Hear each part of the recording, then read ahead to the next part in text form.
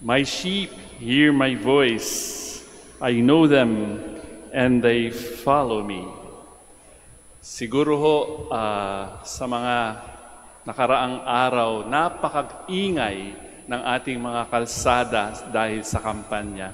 Ang dami-dami nating naririnig, iboto nyo si ganito, iboto nyo si ganyan.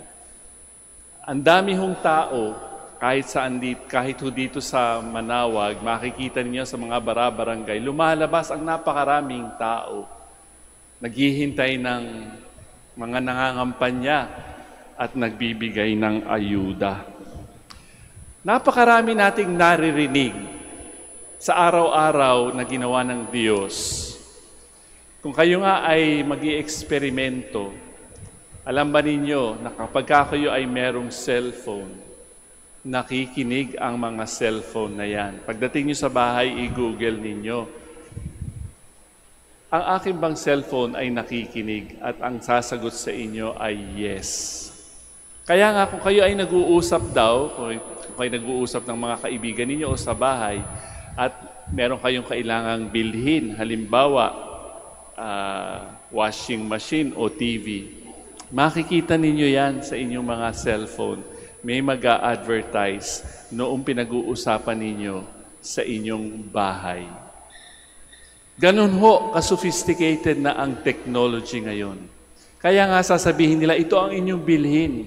Ipinapangako namin sa inyo na maganda itong inyong bibilhin sapagkat kailangan ninyo. Pero hindi nila sinasabi na nakikinig sila. Nakikinig ang technology sa ating mga usap-usapan. Totoo po yan. Minsan ako'y naghahanap ng tent sapagkat meron kaming activity. Ginugel ko tent. Mga ilang buwan yun, palaging merong advertisement ng tent. Buti pa ang mga cellphone at ang technology nakikinig. Pero ngayon may sinasabi ang Panginoon. Tayo daw ay parang mga tupa at kilalan niya ang bawat isa sa atin. Tayo ba ay nakikinig? Kaya nga kung minsan tayo naliligaw di ba? Kaya nga doon sa isang ebanghelyo makikita natin, ang Panginoon ay naghahanap ng isang nawawalang tupa. Tayo ay kumisan naliligaw ng landas. Pero bakit nga ba tayo ay nahihirapang makinig sa Panginoon? Sapagkat napakarami ng ingay sa ating paligid. Maraming mga boses na tumatawag sa atin, tumatawag at pumupukaw sa ating atensyon. Ako ang pakinggan ninyo. Di ba yung mga politiko na nangangampanya? Ako ang inyong iboto. Ako ang dapat dyan sa pagiging pinuno ng kung ano man. Ako ang inyong iboto. Ang dami. Kaliwa, kanan. Pumupukaw sa ating atensyon. Tayo ay nahihirapang pumili. Bakit kaya? Hindi lamang dahil sa napakaraming boses na humahabol sa ating atensyon. Unang-unang na ang dahilan kung bakit hindi tayo nakikinig sa Panginoon o sa boses ng ating Good Shepherd sapagkat hindi natin ini-expect ang kanyang sasabihin. Meron tayong kanya-kanyang agenda. Halimbawa, tayo ngayon nagsisimba ngayon dito sa Manawag. Di ba pag pumupunta tayo sa Manawag, meron tayong isang partikular na hinihingi sa pamamagitan ng tulong ng mahal na Birhen ng Manawag. Kung ano man yun, makapasa sa board, makapag-abroad, makahanap ng makahulugang trabaho, makahanap ng partner sa buhay, etc., etc. Yan na ang ating nasa isipan. Ang mga Hudyo noon nakikinig din sila sa Panginoon, hindi po ba? Kaya nga sinabi niya itong, I am the good shepherd, and my sheep hear my voice, and they follow me. Ang mga Hudyong nakikinig sa Panginoon ay meron din sariling agenda. Akala nila si Jesus yung Mesiyas na magliligtas sa kanila sa kapangyarihan ng mga Romano. Yun ang iniisip nila. Tayo kapag tayo dumudulog sa Panginoon, kapag tayo nagsisimba, meron din tayong hinihingi. Hindi ho masama na tayo ay humingi ng kung anumang mga pangangailangan natin sa ating buhay.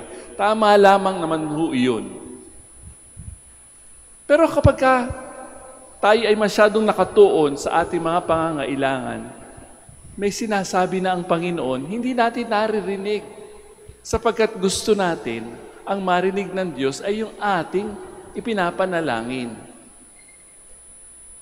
Kanina nagbasa tayo ng first reading, may second reading. Nagsasalita ang Panginoon. Sa Ebanghelyo, nagsasalita ang Panginoon. Nakikinig ba tayo? Kung minsan hindi tayo nakikinig sapagkat iba ang ating agenda, ay naiintindihan naman ho yan ng Panginoon.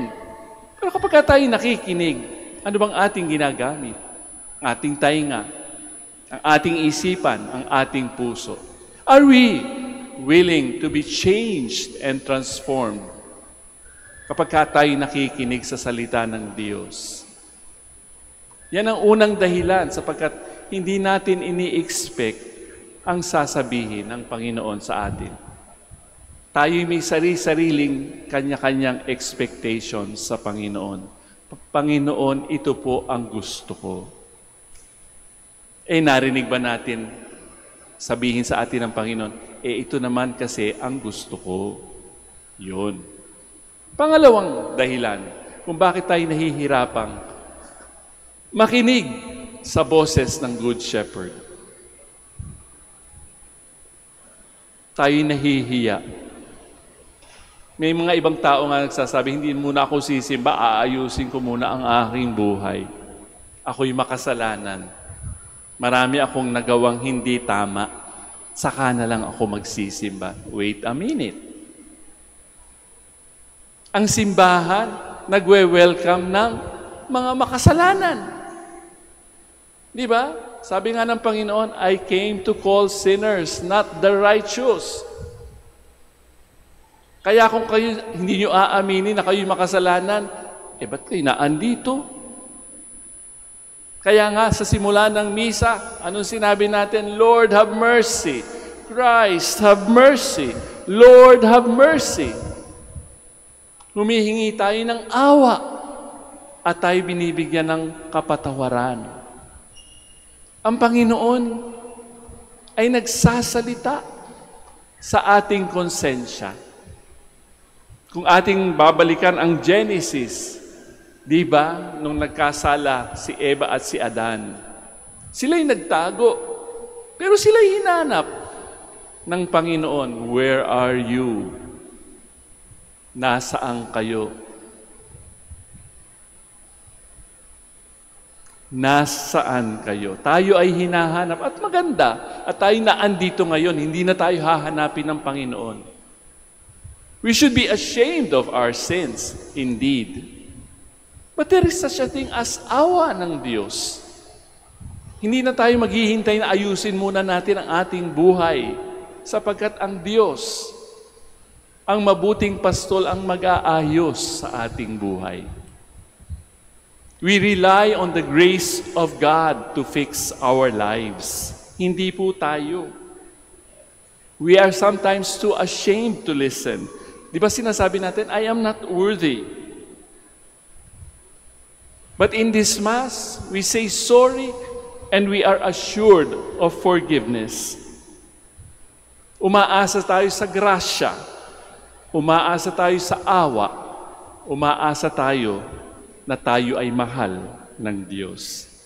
Ang pangatlong dahilan kung bakit tayo ay nahihirapang makinig sa Panginoon, He is saying something that we do not want to hear. May sinasabi siya, ayoko niyan, Lord. Diba? Mahalin mo ang iyong ayoko niyan. Hate ko ang aking mga enemies, mga kalaban ko, mga nagpapahirap ng buhay ko, ayoko niyan. Ayaw natin, di ba? O kapag ka nasaktan ka, di ba? Pagka daw sinampal ka sa kaliwa, ialay mo pa yung kanang pisngi mo. Ayoko niyan, Lord, masakit yan. Sometimes sa ating buhay, tayo nakikinig lamang kapag ka meron ng dumating na medyo matindi sa ating buhay. Maaring isang malubhang sakit, maaring isang pagtatraidor ng isang matalik na kaibigan, o di kaya tayo ay iniwan ng ating mahal sa buhay. Maaring kamatayan, maaring reversal of fortune. He is saying something na ayaw nating mapakinggan. Kung maalala ninyo si Jonah, di ba sinabi sa kanya ng Panginoon, go to Nineveh. Ayaw, sabi niya, ayoko. O kaya nga, siya ay kinain ng balyena. Kaya kumisan, yung balyenang yan, yung napaka-pait na event sa ating buhay. And that is the only time that we will wake up. We will realize that we failed to listen to God's voice. Maaring mabasa rin natin sa Ebanghelyo, di ba may isang mayamang ruler. Lord, what will I do to gain eternal life? Ayaw marinig nung taong yon. Go sell your possessions and give it to the poor. Ayaw. Sapagkat siya'y napakayaman. So wala yung eternal life. Alalahanin din natin ang tagpo doon sa libingan kay Maria Magdalena. Akala niya hardinero si Jesus. Sir, baka naman na alam ninyo kung saan dinala ang katawan ni Jesus. At binanggit, sinambit ng Panginoon ang kanyang pangalan, Mary. Doon lamang niya na-recognize that it is the Lord. Sabi nga ng isang manunulat, si C.S. Lewis, God whispers to us in our pleasures, the things that we enjoy in life. He speaks in our consciences, that is the voice of God speaking in us, but shouts in our pains. Kung saan yung masakit, doon sometimes natin narinig ang malakas na bulong ng Panginoon. It is His megaphone to rouse a deaf world. Di ba kung minsan tama rin naman huyot, nagigising lamang tayo kapag nakalimutan na natin ang Panginoon. Hindi natin akalain na dadating ang isang trahedya o ang isang masamang experience. We have to remember, my sheep hear my voice. I know them, and they follow me. Diba? Jesus says in the book of Revelation, I am standing at the door, knocking. Kumakatok po ang Panginoon sa ating mga puso at isipan. If you hear my voice and open the door, I will come to you and eat with you and you with me. Today, we are again invited to listen to the voice of the shepherd, to hear his voice, to open the door, and to follow him. And in doing that, to discover once again that there is nothing that we shall want when the Lord is our shepherd. For his goodness and mercy shall follow us all the days of our life, and we shall dwell in the house of the Lord.